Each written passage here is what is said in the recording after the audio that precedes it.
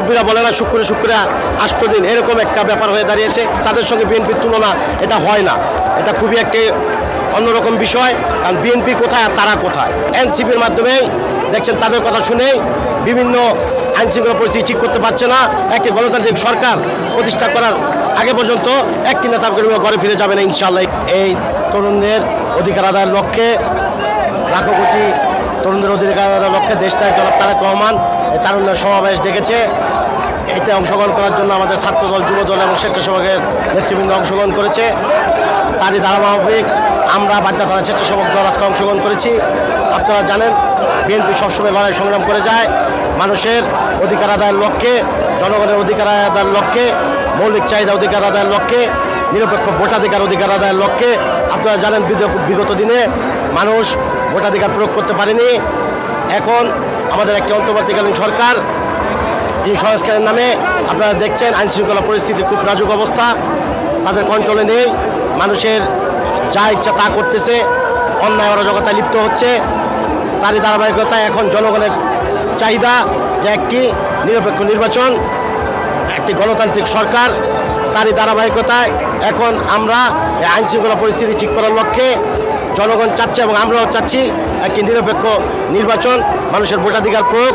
এবং এটার আসলে এক কথা বলা যায় যে পাছে লোকে কিছু বলে। কারণ আপনারা দেখতে পাচ্ছেন আজকে 90,000 কোটি টাকা যে কাদেরকে ধরা হয়েছে, এটা আপনারা যারা জার্নালিস্ট আসছেন তারাই দেখতে পাচ্ছেন। বিএনপি তো এখনও ক্ষমতায় যায়নি, কি লুটপাট করবে, বরঞ্চ বিএনপি সবসময় লড়াই করে যায় লুটপাটের বিরুদ্ধে, লুটপাট ঠেকানোর জন্য। এই ফ্যাসিস্ট শেখ হাসিনাকেও বিতাড়িত করেছে একমাত্র লুটপাটের জন্য। বসুন্ধরা ট্যাবলেট এখন আরও উন্নত। এই হট এয়ার থ্রো টক্সিন দ্রুত শোষণ করে সোনামণিকে দেয় কোমল অনুভূতি। মেগা মেগা প্রকল্পের নামে মেগা মেগা দুর্নীতি করেছে ফ্যাসিস্ট সরকার, তারপরে গুম রাহাজানি খুন করেছে। এবং এই অন্তর্বর্তীকালীন সরকার এনসিপির মাধ্যমে দেখছেন তাদের কথা শুনে বিভিন্ন আইনশৃঙ্খলা পরিস্থিতি ঠিক করতে পারছে না। এনসিপি বিভিন্ন কথা বলে যাচ্ছে। তাদের একটা সমাবেশ হলে আপনারা দেখতে পাবেন বুইফোর কিছু সাংবাদিক টাকার বিনিময়ে 20-25 জন থাকে, আর তারা সমাবেশ করে 1-150 জনতা নিয়ে, তারাও টাকার বিনিময়ে। আর এখানে দেখতে পাচ্ছেন নেতৃবৃন্দ কোনো টাকার বিনিময়ে আসেনি, দলকে ভালোবেসে সবসময় তারা রাজপথে ছিল, এখনও থাকবে।